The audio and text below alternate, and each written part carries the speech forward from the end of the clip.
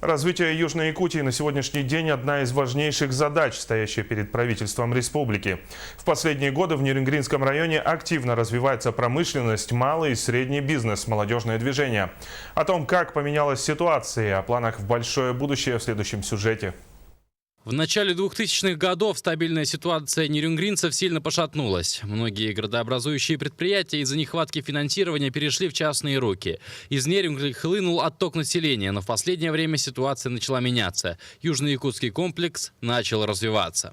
Считаю патриотом республики. С его приходом, я думаю, что обращены по-новому внимание на социальное развитие города Нерюнгри.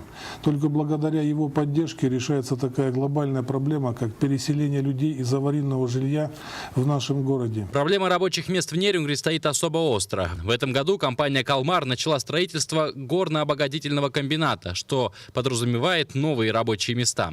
В ногу с промышленностью развиваются и другие отрасли, в том числе малый и средний бизнес. В апреле текущего года запустили технопарк. Теперь инновационные технологии доступны и нерюнгринцам. Известие о досрочных выборах порадовал нерюнгринцев, ведь неоднократно при встречах главы республики Егора Борисова с населением ему предлагали еще раз поучаствовать в выборах и стать главой республики еще на один срок. Во время своей работы Егор Борисов обратил внимание на многие проблемы, которые не решались десятилетиями. Это модернизация здравоохранения, переселение из аварийного жилья, поддержка малочисленных коренных народов, развитие молодежных движений. И это только малая толика от большой части скопившегося. На последней встрече в апреле нерюнгринцы подготовили обращение Егору Борисову, где изложили свои пожелания о том, чтобы он вновь возглавил республику. Мы бы очень хотели увидеть снова, скажем так, во главе республики нашей Егора Афанасьевича.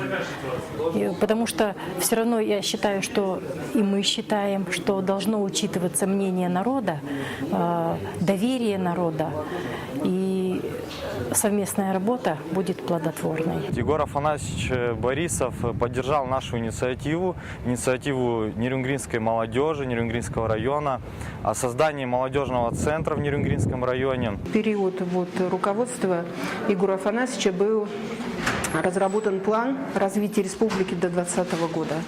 Поэтому все будет стремительно меняться. Предстоящие выборы главы Якутии станут первыми за 9 лет. Напомним, что Егор Борисов был назначен почти 4 года назад. Досрочные выборы в республике пройдут как нельзя вовремя, как раз когда интересы страны сосредоточились на Дальнем Востоке. Это означает комплексное опережающее развитие ДВФО. Всего из множества инвестпроектов пока выбрано 7. 2 из них будут реализованы в Якутии. Это развитие корпорации «Алроса» и строительство автомобильного моста через Лену. Кроме того, предусмотрено увеличение финансирования программ по образованию и здравоохранению. Самой подходящей для создания территории опережающего развития Егор Борисов назвал именно Южную Якутию. Чтобы пролоббировать эти и другие проекты в Москве, Егору Борисову нужна поддержка людей, заручиться которой можно на предстоящих выборах.